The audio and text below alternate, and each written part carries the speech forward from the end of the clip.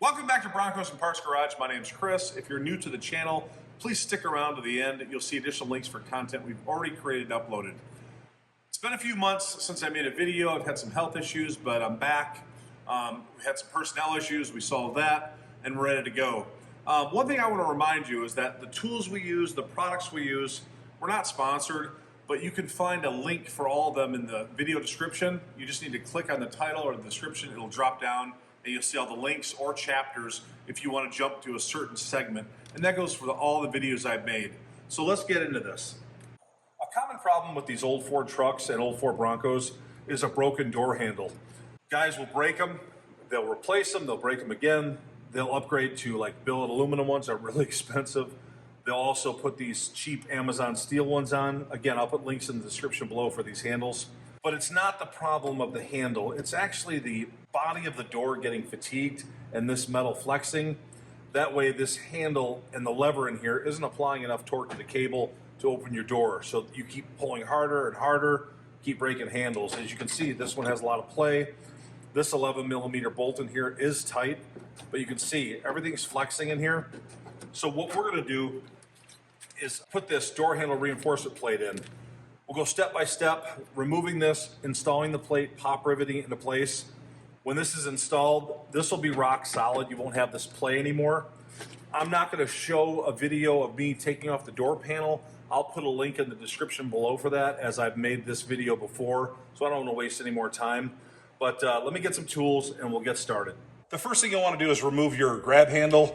This 8mm bolt is blocking this 11mm bolt. Well, it makes it a lot easier. So we'll get a 8mm socket, get it on here. We'll take this, save the bolt, save the handle. We'll put this to the side. You guys got to remember too, I do sell parts, so my contact information is in the description of the video. I sell OBS, Ford, and Bronco parts. Let's take an 11mm socket and remove the bolt holding the latch mechanism down.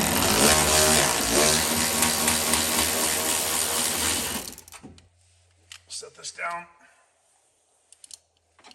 Save this bolt, we'll put it aside. It does have some blue Loctite on it, so you'll want to re-Loctite it at the very end. Next thing you'll want to do is remove this extruded U-bolt or J-clip. As I said before, the door panel is already off. Be careful when you're removing your vapor barrier. Just pull it down the least amount you can to expose the door body. I'm using the bracket I got at Jeff's Bronco Graveyard. Again, I'll put a link in the description below. Let's set this down. First thing you'll want to do is maybe clean up your door body if you want. Second thing you'll want to do is get your hand inside the door so you don't drop this extruded U-bolt or J-bolt, whatever you like to call them. I've already bent this one out, but you'll just put some pressure on the back side of it, pry this up maybe with a screwdriver, and slide it out. And set this aside. You need to keep this. Next thing we're gonna do is take the bracket and we're gonna kind of line it up on the door. Once you slide this extruded U-bolt or J-bolt into place, again, get your hand back there to make sure you don't drop it. Once this is in, it will basically guide this bracket into its location, and that looks about right there. You want to make sure that you have all these hole openings lined up with the openings in your door body. Once you have the U-bolt holding the bracket in place, everything's lined up. You've got 1, 2, 3, 4, 5, 6, 7, 8 holes that we're going to drill with a 1/8 inch drill bit. We use these Montana brand drill bits. Again, we're not sponsored by them, but they are fantastic. I'll put a link in the description below. Kind of hold it with your hand, snug it up, and start drilling your holes.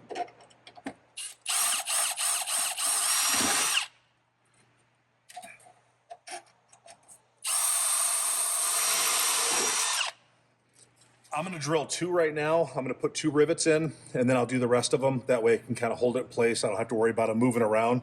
So let's get these 2 rivets in. The rivets do come with the kit, so it's just a matter of getting your rivet gun, getting them ready, and pop riveting them into place like that. Get the other one.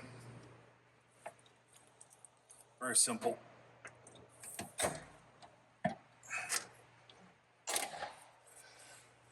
And now that we've got 2 in place, I'm gonna drill out the rest of the holes. I'll do that off camera. All right, I've got the holes drilled. Now let's just get the rivets in real quick.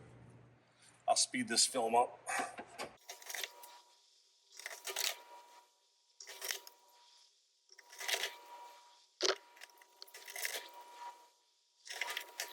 Okay, we've got all the rivets in. Everything looks good. I'll give you a tip right now. When you're putting your door panel back together, instead of using the Ford black door pins, buy the GM ones, again, off Amazon. These things are like fierce. It's got a sharp tip. They don't bend that easy. When they go in, they stay in.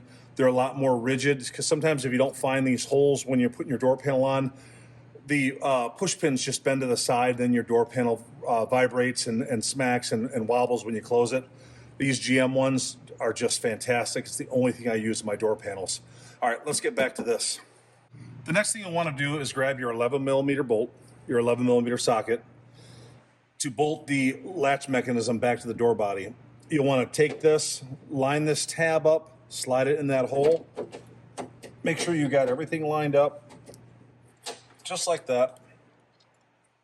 And then we'll use this to drive that bolt into place. We'll use the socket to tighten it up.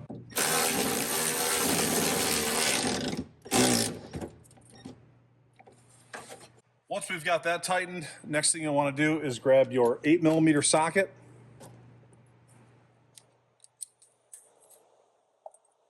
And reattach your grab handle. I always like to start these finger tight and then move to the socket when I'm done.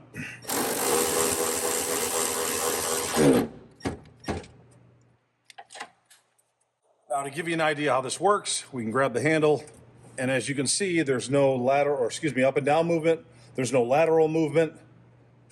I don't know if you can tell. Some of the body is moving. That's just from me pulling on it.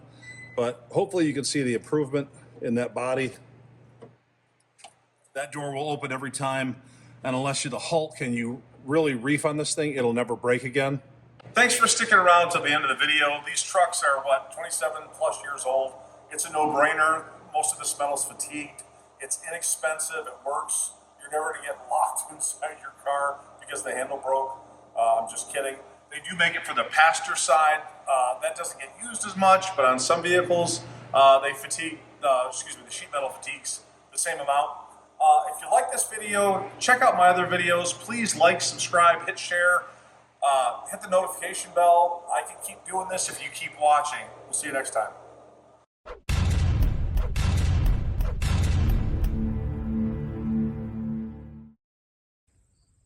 Welcome back to Broncos and Parts Garage. My name is Chris. Today I'm doing a real quick video on how to remove the radio from the dash.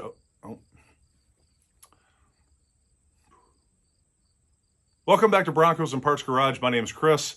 Today I'm doing a real quick video on how to remove the radio or cassette player out of the dash of your full-size Ford truck.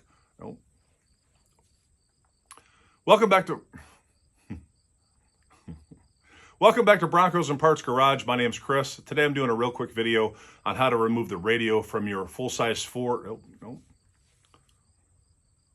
Welcome back to Broncos and Parts Garage. My name's Chris. Today I'm doing a very quick video on how to remove the radio from your OBS full-size Ford.